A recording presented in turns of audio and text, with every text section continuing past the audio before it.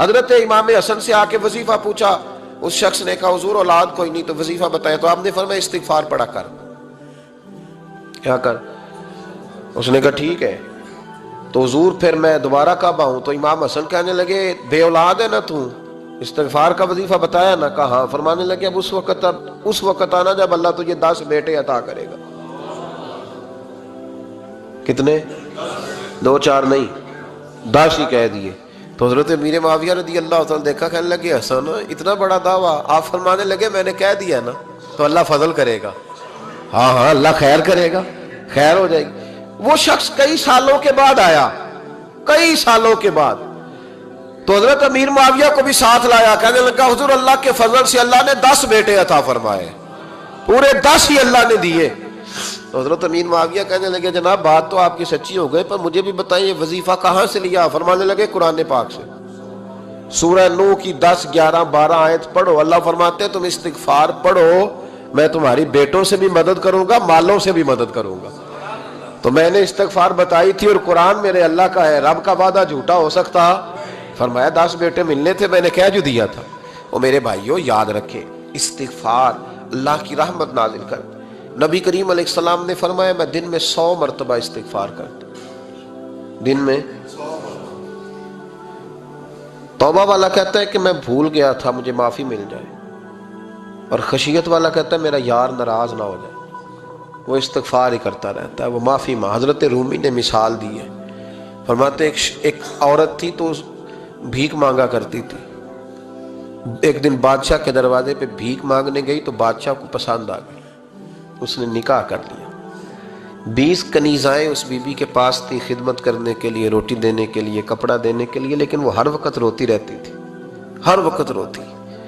ایک سمجھدار کنیز کہنے لگی کہ ملکہ اب تیرا درجہ بہت بڑا ہے، تو ہر وقت روتی رہتی ہے، معافی ہی مانگتی رہتی ہے ہر وقت، کون سی ایسی نعمت ہے جو تیرے پاس نہیں؟ تو وہ کہنے لگی اس لیے تو روتی ہوں۔ کیا مانا؟ کہنے لگی اس لیے روتی ہوں کہ میں اس قابل نہیں تھی جو مجھے مل گیا، کہیں میرے سر کا سائیں ناراض نہ ہو جائے، وہ کہیں بگڑ نہ جائے، مجھے پتا ہے کہ میں کیا تھی اور مجھے کہاں تک پہنچا دیا، میں روتی اس لیے ہوں کہ کبھی کہیں وہ ناراض۔ حضرت عمر اس لیے روتے تھے کہ کہیں مصطفیٰ ناراض نہ ہو جائے، حضرت ابو بکر اس لیے تڑپتے تھے کہ کہیں اللہ کا فضل روٹھ نہ جائے۔ یہ جو مولا علی اپنے کمرے میں بیٹھ کے زور زور سے استغفار پڑھتے تو اس لیے نہیں کہ بڑے پاپ تھے جن کی معاذ اللہ معافی مانگتے تھے، اس لیے کہ رب رسول کہیں ناراض نہ ہو۔ تو یاد رکھیں استغفار، کئی چیزوں پہ استغفار ہوتا ہے، کئی چیزوں پہ، اور استغفار کا نفع ملتا ہے۔ کیا نفع ملتا ہے؟ وہ سورہ نوح کی آیت نمبر 10 11 اور 12 میں اللہ نے بیان فرمایا کہ استغفار صرف گناہ سے معافی چاہنے کا نام نہیں بلکہ استغفار کا تمہیں فائدہ ملے گا۔ کیا؟ رب فرماتے ہیں فَقُلْتُ اسْتَغْفِرُوا رَبَّكُمْ۔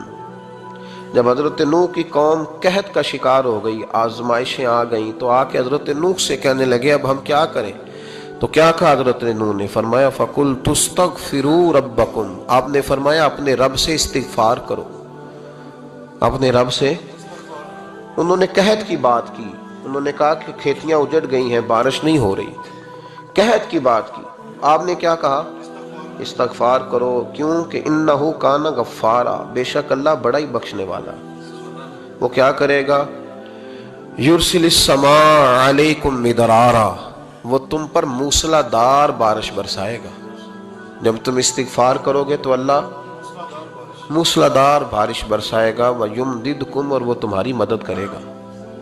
استغفار کرنے والے کی اللہ کیسے مدد کرے گا؟ بِأَمْوَالٍ وَبَنِينَ، تمہیں مال بھی عطا کرے گا اور بیٹے بھی عطا کرے گا، بارش بھی دے گا استغفار کرنے والے کو، اور مال اور اولاد سے اس کی مدد بھی کرے گا۔ وَيَجْعَلْ لَكُمْ جَنَّةٍ وَيَجْعَلْ لَكُمْ أَنْهَارًا، اللہ تمہیں جنت بھی عطا کرے گا اور تمہیں نہریں بھی عطا فرمائے گا، تمہارے لیے جنت بھی بنائے گا، انہار بھی بنائے گا۔ توبہ کا، استغفار کا تمہیں یہ فائدہ ملے گا۔ نبی پاک صلی اللہ تعالی وسلم فرماتے ہیں ایک شخص تھا بنی اسرائیل میں، بڑا مالدار تھا، تو پھر اس پہ غربت آ گئی۔ جب غربت آئی تو رو پڑا، کہنے لگا اے اللہ میں غریب ہو گیا ہوں، میری مدد فرما، میں نے بڑی نافرمانی کی ہے تیری۔ مالدار جب تھا تو بڑی موج کا، یا اللہ میں نے بڑی اب نہیں کروں گا، مجھے اس غربت سے نکال. تو اللہ نے فرشتوں سے کہا کہ دے دو جو مانگتا ہے. تو فرشتے کہنے لگے یا اللہ یہ توبہ کر کے نہیں آیا, ڈر کے نہیں آیا, یہ تو الجھ گیا تب آیا ہے. یہ تجھ سے ڈر کے ہوتا ہے نا ایسے کہ لوگ اللہ سے نہیں ڈرتے جتنا غربتوں سے معاذ اللہ ڈرتے. یا اللہ یہ تو وہ الجھ گیا تب آیا. تو اللہ نے فرمایا پتہ مجھے بھی ہے لیکن آ تو گیا ہے نا, چلو دے دو. تو کہا یا اللہ اگر دے دیا تو دوبارہ نہیں آئے گا. فرمایا اس کا بھی مجھے پتا ہے, تم دے دو. اسے دے دیا. جب دولت مل گئی نا تو کہنے لگا اوہو وہ تو میں نے اس طریقہ سے ہی استعمال کیا اس لیے کامیاب ہو گیا. پھر کچھ وقت گزرا تو پھر الجھ گیا, پھر قرضے چڑھ گئے, پھر سارے علاج کر. کہنے لگا یا اللہ اب نہیں کرتا, اب معاف کر دے. 70 دفعہ توبہ کی اور 70 دفعہ توڑی. حبیب کریم فرماتے ایک دن بستر پہ تھا, آسانی تھی, 70 دفعہ فرشتوں نے کہا یا اللہ یہ جھوٹا ہے, جھوٹ بولتا ہے, یہ تو غربت ہے, یہ تو تیری بارگاہ میں آیا ورنہ کبھی نہ آتا. بیمار ہوا ہے تو آیا, اس کا تو بچہ بیمار ہوا ہے تو آیا ورنہ کبھی نہ آتا. 70 دفعہ توبہ توڑی. ایک دن رات کو بستر پہ لیٹا تھا, دولتیں بھی تھیں, آسانیاں بھی تھیں. دل میں خیال آیا میں کتنا جھوٹا ہوں, جب الجھ جاتا ہوں تو اس کے دروازے پہ جاتا ہوں اور وہ کتنا کریم ہے, مجھے خالی نہیں لوٹاتا. تڑپ اٹھا, آنسو نکل گئے, اٹھ کے مصلے پہ کھڑا ہوا تو رب کریم نے فرشتوں سے فرمایا کھول کے دیکھو دروازے, آج یہ غربت کی وجہ سے نہیں آیا, آج میرا بن کے آیا ہے. تو یا اللہ پہلے تو دولت دیتا تھا, آج کیا دے گا؟ تو محبوب فرماتے اللہ فرماتے ہم نے اسے بغیر حساب کتاب جنت عطا کرو. استغفار کرے, اس کے حضور حاضری دے. استغفار بندے کی اللہ سے صلح کرا دیتا ہے, بندے کی رب سے صلح ہو جاتی ہے جب استغفار. دیکھیں نا بڑی سادی سی بات ہے کہ دو بھائی ناراض ہوں تو بڑا کہتا ہے اس نے میری بے ادبی بڑی کی, تو چھوٹا اگر پاس آ جائے اور پیر پکڑ لے کہ چل یار معاف کر دے, تیرا بھائی نہیں. پتہ کیا ہوتا ہے, صرف معافی نہیں ملتی, ہاں صرف معافی نہیں. چھوٹے نے بے ادبی کر دی, بڑے کو تکلیف ہوئی, بات جب آگے بڑھی نا تو بڑے نے شکوہ کیا. جب لوگوں نے چھوٹے کو سمجھایا تو چھوٹا جب معافی مانگتا, ادھر دیکھو میری طرف, جب چھوٹا معافی مانگتا ہے نا اٹھ کے جاتا ہے اور بڑے کے پیر پکڑتا ہے تو نرا معاف نہیں کرتا, بڑا رو بھی پڑتا ہے, بڑا رو بھی پڑتا ہے. اور وہ کہتا ہے کہ وہ میں اور تم اماں کے پاس اکٹھے بیٹھتے, ایک باپ کی موٹر سائیکل پہ اکٹھے بیٹھتے, تو تیرا اور میرا رشتہ یار تو نے یہ کیوں. وہ جو آنسو نکلتے ہیں نا وہ درد ہوتا ہے, وہ کیف ہوتا ہے, وہ سوز ہوتا ہے, وہ لذت ہوتی ہے, وہ پیار ہوتا ہے. رب کہتا ہے تو معافی مانگ, انہو کان غفارا, تو معافی مانگ, میں تجھے معاف بھی کروں گا, تیرے اوپر رحمت بھی فرماؤں گا, تیرے اوپر کرم نوازی بھی کروں گا, تجھے نواز دوں گا, تجھے عطا کروں گا. حضرت موسیٰ کلیم اللہ علیہ السلام کا زمانہ مبارکہ تھا, قحط پڑ گیا, بارش نہیں ہوتی. ہم لوگ نا اب تو خیر ہمارے پاکستان میں تو ٹیبل ٹاک ہوتی ہے, ٹاک شو ہوتے ہیں. ہمارے ہاں تو پتہ کیا جاتا ہے کہ بارش ہو کیوں نہیں رہی, پھر اس پہ یہ ہوتا ہے کہ دھواں بڑا چڑھ گیا ہے, حالات بڑے خراب ہیں, فلاں ایسے ہو گیا, قحط کا. ہم تو اسباب تلاش کرتے رہتے ہیں نا جی, فوق بہت زیادہ ہے, فلاں چیز ایسے ہے, فلاں چیز ایسے, ہم تو یہ تلاش کرتے رہتے ہیں. وہ لوگ یوں نہیں کرتے تھے, وہ سیدھے جا کے مصلوں پہ بیٹھتے تھے, اس لیے کہ وہ کہتے تھے جب رب چاہتا ہے تو پھر کوئی چیز کسی چیز کو روک سکتی, وہ سیدھے مصلے پہ بیٹھتے. اعلیٰ حضرت رحمۃ اللہ علیہ کے پاس ایک مولانا محمد حسین آئے, وہ فلکیات کے بڑے ماہر تھے. تو اعلیٰ حضرت نے فرمایا ذرا ستاروں کا حساب لگا کے دکھاؤ بارش کب ہوگی. کہنے لگا پورا مہینہ تو نہیں ہوگی. تو اعلیٰ حضرت رحمۃ اللہ علیہ فرمانے لگے کہو کہ میرا علم کہتا ہے مہینہ نہیں ہوگی, اللہ چاہے تو ابھی ہو سکتی ہے.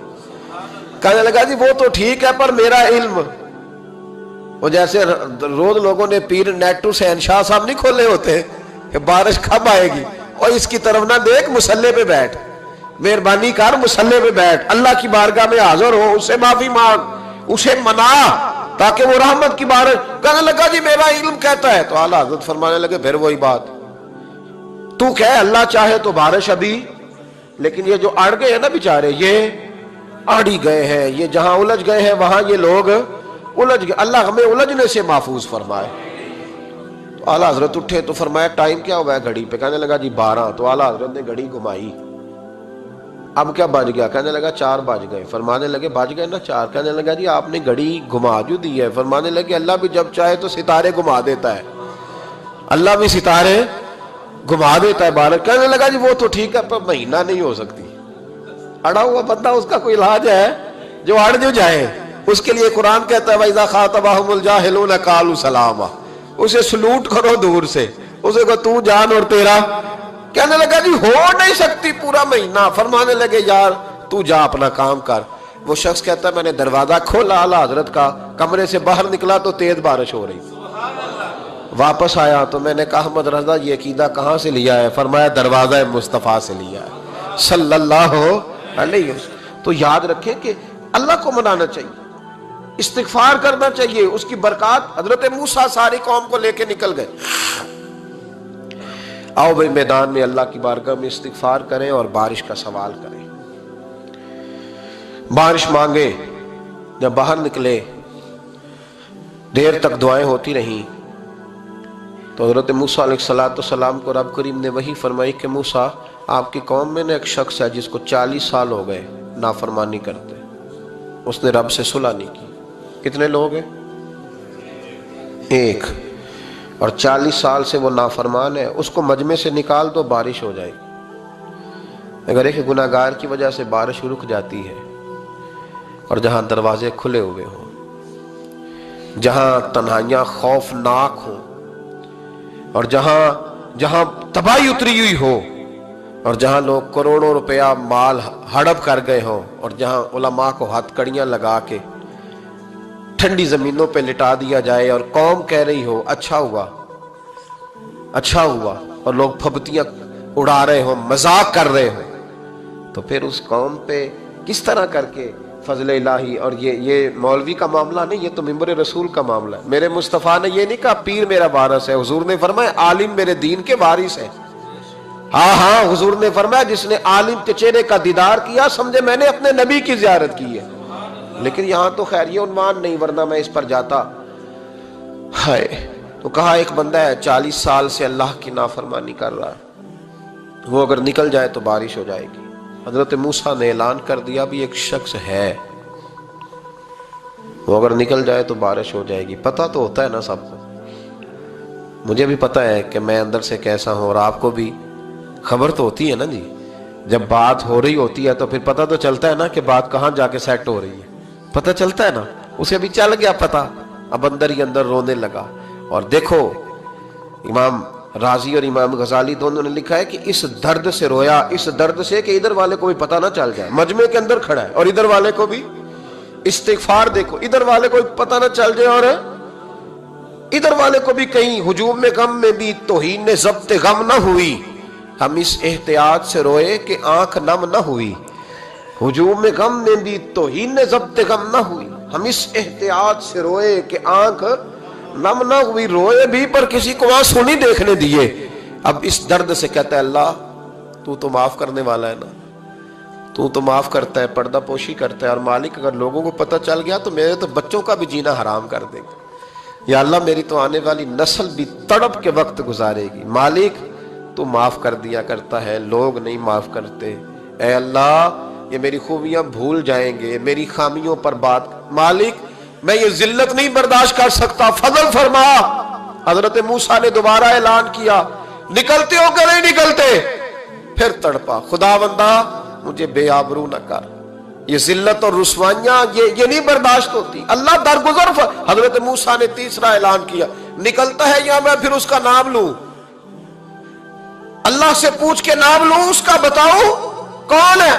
اب تو تڑپ گیا، کہنے لگا مالک میں تیری بارگاہ میں استغفار کرتا ہوں، آئندہ نہیں کرتا، آئندہ نہیں کرتا۔ یہ لفظ ادا کیے، بندہ کوئی بھی نہیں نکلا، رب کریم نے بارش عطا کر دی، تیز بارش جب برسی نا، تیز بارش، تو لوگ تو می دیکھ کے دوڑ گئے۔ تو حضرت موسیٰ کہنے لگا یا اللہ مجھے بھی تو بتا، تو نے کہا تھا کہ جب تک بندہ نہیں نکلتا بارش نہیں ہوگی، تو نکلا کوئی بھی نہیں، بارش ہو گئی، ماجرا کیا ہے؟ تو رب کریم نے فرمایا موسیٰ بس اس نے مجھ سے صلح کر لی، اس نے مجھ سے صلح کر لی۔ اور امام غزالی نے لفظ لکھے، حضرت موسیٰ نے پوچھا، حالانکہ اللہ اپنے نبیوں کو غیب کے خزانے دیتا ہے، پوچھا کہ اے اللہ مجھے اس کا نام بتا دے۔ تو رب کریم نے فرمایا موسیٰ جب گناہ گار تھا تب نہیں کسی کو بتایا، جب پاپی تھا تب نہیں بتایا، جب مجرم تھا تب نہیں بتایا، اب کیسے بتا دوں؟ فرمایا اس کی میری صلح ہو گئی ہے، اور فرمایا جو بارش نہیں نہ ہو رہی تھی وہ بھی اس کی وجہ سے نہیں ہو رہی تھی، اب جو ہوئی ہے نا تو یہ بھی اسی کی وجہ سے ہوئی ہے. یہ بارش اب جو ہوئی ہے تو یہ بھی یہ اس گناہگار کے سبب سے. اپنی راتیں اللہ کے ساتھ گزارے. مصلی پہ بیٹھے. میرے صاحب رحمۃ اللہ علیہ سے جب کوئی کہتا نا کہ بڑا پریشان ہوں تو کچھ بتائیں، تو فرماتے آج رات مصلی پہ بیٹھ کے اپنے رب سے بات کرنا، میں بھی بات کروں. بندوں کو دکھ بتانے سے عزت میں کمی آتی ہے، اور اگر اللہ کو بندہ اپنے دکھ بتائے تو اللہ عزتیں بڑھا دیتا ہے.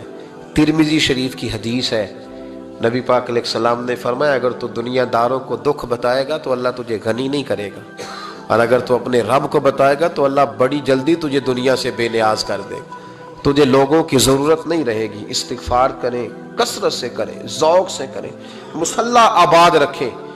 ہر شے دیکھو نا، جس طرح کھانے کی میز آباد رہتی ہے، بستر آباد رہتا ہے، ہمارے دیگر معاملات، اگر مصلی نہ آباد رہے تو روح بے چین رہتی ہے، طبیعت بے قرار رہتی ہے. انسان میں نے دیکھا ہے بڑے بڑے سمجھدار لوگ پاگلوں جیسی زندگی گزار رہے ہیں، بولتے جا رہے ہیں، بولتے جا رہے ہیں، بولتے جا رہے ہیں، ایسے کسی کو کوئی خبر کہ 6 فون اٹھائے ہوئے ہیں، ایسے جیسے ڈسٹرب ہو گئے مینٹلی طور پر. وجہ کیا ہے کہ ان سے جان نہیں چھڑاتے. کبھی سارے موبائل بند کر کے نا، سارے بچے ہر چیز سائیڈ پہ کر کے مصلی پہ بھی آنا چاہیے. اور مالک تو بڑا ہی قریب ہے. ترمذی شریف کے لفظ ہے، نبی پاک نے ہمیں سمجھایا اور ایک جملے میں ساری بات ختم کر دی. حضور فرمانے لگے تو اللہ کی تھوڑے دیے ہوئے رزق پہ راضی ہو جا، وہ بھی تیری تھوڑی عبادت سے راضی ہو جائے گا. اور اگر تیرا پروگرام ہے نا لمبی چوڑی جائیدادوں کا تو پھر سجدے بھی لمبے کر، پھر لمبے کرنا تو بھی. یہ کیا بات ہوئی؟ یہاں جتنی دولت بڑھتی جاتی ہے عبادت سکڑتی جاتی ہے، وقت ہی نہیں، ٹائم ہی نہیں. یہ بڑھا پھر تو جب دوزخ میں جانے لگا نا تو پھر خیال آیا. تو حضور فرماتے ہیں استغفار کرنے لگا، کہنے لگا اللہ میں بھول گیا تھا، اللہ مجھے غلطی لگ گئی. استغفار کر رہا. تو جب اس نے استغفار کیا تو رب کریم تو پہلے ہی بڑا قبول کرنے والا ہے. یا اللہ میں بھول گیا تو فرمایا چلو جو استغفار کرے اسے تو میں ویسے ہی معاف کر دیا کرتا ہوں، اسے بخش دو، اسے میرے فضل سے جنت میں لے جاؤ. اللہ تعالیٰ نے اس استغفار کو بڑا پسند فرمایا، بڑا پسند فرمایا. اور یہ استغفار کے جملے مالی کو اتنے پسند آئے کہ اللہ نے نبی پاک علیہ السلام کو بھی حکم دیا، کہا محبوب آپ بھی میری بارگاہ میں استغفار کریں. اگرچہ حضور کا استغفار اس معنی میں نہیں ہے، بلکہ نبی پاک کا استغفار تو بلندی درجات کا معاملہ ہے. چونکہ استغفار خود ایک عبادت ہے تو یہ عبادت کرنے کا اللہ نے اپنے محبوب کو بھی ارشاد فرمایا. جب فتح مکہ ہوئی تو فرمایا اذا جاء نصر اللہ والفتح، جب اللہ کی مدد آئی تو پھر فتح نصیب ہوئی. ورأیت الناس يدخلون فی دین اللہ افواجا، تو پھر آپ دیکھیں گے لوگوں کو، لوگ فوجوں کی فوجیں دین میں داخل ہو رہے. لوگ پہلے ایک ایک دو کر کے آیا کرتے تھے، تو اب فوجوں کی فوجیں آ رہی ہیں. تو یا اللہ ہم کیا کریں؟ تو رب کریم نے فرمایا محبوب فسبح بحمد ربک واستغفر، اپنے رب کے لیے حمد کرو، تسبیح پڑھو اور استغفار کرو. کیا کرو؟ استغفار، معافی مانگو، اس کے حضور آہذاری کرو، استغفار کرو. معنی یہ ہوا کہ جب تو غلطی ہو جائے پھر بھی استغفار کرو، جب اللہ زیادہ نعمتیں دے پھر بھی جی پھر بھی استغفار کرو. ہمارے ہاں یہ ہوتا ہے کہ جب تو کوئی نقصان ہوتا ہے تو وہ اللہ کی طرف سے ہوتا ہے، نقصان ہو جائے تو کہتے ہیں اللہ کی مرضی تھی، اور فائدہ ہو جائے تو کہتے ہیں میں نے محنت ہی بڑی کی تھی، میری جدوجہد بڑی تھی.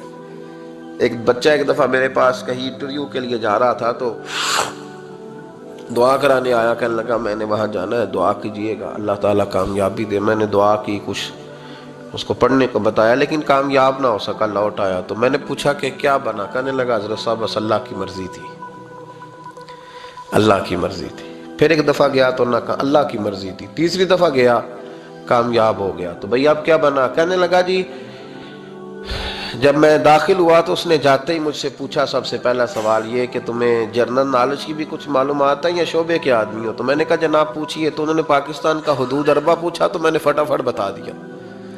پھر انہوں نے مجھ سے پوچھا کہ یہ جو مینار پاکستان ہے اس کی تجویز کس شخص نے دی تھی؟ تو میں نے فٹافٹ اس کا بھی نام بتا دیا. پھر شارٹ ہینڈ کے ایک دو سوالات اس نے کیے تو وہ بھی میں نے بتا دیے، تو الحمدللہ کامیاب ہو گیا. میں نے کہا بیٹے جب تو ناکام ہوا تھا تو اللہ کی مرضی تھی، اور کامیاب ہوا ہے تو میں لگا دیے، اب اللہ کی مرضی کدھر گئی؟ یہ اتنا بڑا نقص ہے انسانی فطرت کا، اتنی بڑی کمزوری ہے کہ معاذ اللہ تعالی ہم کمزوریاں قدرت کے کھاتے میں ڈال دیتے اور ناکامیاں قدرت کے کھاتے میں اور کامیابیاں. کیا تماشا. حالانکہ ہونا یہ چاہیے تھا کہ جہاں انسان کمزور پڑے تو کہے میری غلطی تھی، میری غلطی تھی. صوفیاء یہ سبق دیتے ہیں، اللہ کے بندے یہ پیغام دیتے ہیں کہ جب تو کہیں ناکام ہو جائے تو سمجھ جائے تیری، اور جب تو کامیاب ہو جائے تو سمجھ رہے اللہ راضی ہو گیا تھا، اللہ نے رحمت کر دی، اس نے فضل کیا. تو او بھائی یہ آنکھیں تیری محنت کی نہیں نا، اس لیے تو شکر نہیں ادا کرتا. یہ وجود، یہ ٹانگیں، یہ شعور، یہ تیری جد و جہد کا نہیں. جو عقل کی دولت اللہ نے دی ہے نا، یہ تیری محنت کی نہیں. اگر محنت کی ہوتی تو سجدے میں پڑا رہتا، تو خیال کرتا. اللہ نے آنکھیں دی ہیں قرآن دیکھنے کے لیے. جب کوئی کسی گندی چیز کو دیکھتا ہے تو ناشکری کرتا ہے، جب غلط طرف اٹھاتا ہے یہ چیزیں تو ناشکری کرتا ہے. صاحبو یاد رکھنا اور اس پر ضرور غور کرنا کہ جب نعمتوں کا شکر ادا نہ کیا جائے تو پھر ہمیں استغفار کا حکم دیا گیا ہے. پھر کیا کرنا ہے ہم نے؟ استغفار کہ یا اللہ ہم تیری نعمتوں کا شکر ادا نہیں کر سکے تو ہمیں معاف فرما دے، تو ہم سے درگزر فرما، معاف فرما. ایک استغفار اس بات کا ہے کہ دیکھیں نا، یہ رسول پاک علیہ السلام کا فرمان ہے. یہ حدیث امام رازی نے لکھی ہے، اور نبی پاک کی فرمان کے لحاظ سے جو چیز ہمارے سامنے آئے نا اس پر ہماری آنکھیں بھی کھل جانی چاہیے، دل بھی کھل جانا چاہیے کہ کوئی خاص ہی بات تھی جو حضور نے بیان فرمائی صلی اللہ علیہ وسلم. سرکار دو عالم علیہ السلام نے فرمایا ایک آدمی نے 500 سال بغیر ریاکاری کے اللہ کی عبادت کی. کتنے سال؟ 5 سال نہیں ہوتی بغیر ریاکاری کی. تہجد پڑھنے والا جب تک 6 لوگوں کو بتانا نہ دے تہجد پڑھی ہے، اتنی دیر تو تہجد آگے بڑھتی نہیں. کم از کم 6 بندوں کو پتہ ہونا چاہیے. اور میرے جیسے حاجی نمازیوں کا تو دل کرتا ہے کہ وظیفے پہ بندہ رکھا جائے جو تعریفیں کرے صبح و شام. حاجی صاحب کی کیا بات ہے، حضرت صاحب کی وظیفہ دیں گے اس کو مہینے کا، وہ تعریف کرے کھول کے کہ آپ کی بڑی بات. یہ مرض ہے، تعریف سننا نا یہ بیماری ہے، اس نے جھوٹ کو جنم دیا ہے، بہت بڑا مرض ہے. حضرت سعدی نے اس پر بہت بڑے مقالہ جات لکھے ہیں اور فرماتے ہیں یہ مرض کچھ لوگوں میں بہت زیادہ ہوتا ہے. ایک امیروں میں، امیر لوگ ناراض نہ ہو جائیں پر انہوں نے کہا ہے تو کوئی حکمت ہوگی نا. امیروں میں تعریف سننے کا مرض بہت زیادہ ہوتا ہے. فرماتے ہیں ایک بادشاہوں میں اور تیسرا عورتوں میں، ان میں یہ بیماری بہت زیادہ ہوتی ہے. کوئی تعریف نہ کرے تو خود اپنی کرنی شروع کر دیتے ہیں، خود ہی کہہ دیتے ہیں کہ کیا بات سی میرے ابا جی تے وہ تے 100 حال چلدا سی تے 150 بندہ ٹکر کر. ابا جی دی چھڈ تو دس تیرے کنے چل دے، تیرے کول کنے بندے روٹی کھاندے، اپنی بات کرنا. اقبال کہتے تھے تو وہ آبا تمہارے ہی مگر تم کیا ہو، ہاتھ پہ ہاتھ درے منتظر فردا. ابا جی کی دادا جی کے چھوڑ اپنی کر، ہمیں تو تیرا پتہ ہے تو اپنی بات کر. تیرے اندر بھی کوئی چیز ہے کہ نہیں؟ ابا دادا تو سب کے بڑے ہیں، حضرت آدم کی اولاد ہے تو حضرت آدم نبی تھے، تو باپ دادا تو سب کے بڑے بڑے ہی ہیں. بات یہ ہے کہ اپنی بات کرنی چاہیے نا. تو یہ بیماری ہے، یہ نقص ہے. 500 سال بغیر ریاکاری کی عبادت، اور بیان میرے نبی کریم علیہ السلام فرما رہے 5 بولیے. یہ بہت بڑا مسئلہ ہے، دکھاوا نہ ہو، ریاکاری نہ ہو. ہم مجالس میں جاتے ہیں نا جناب، محافل میں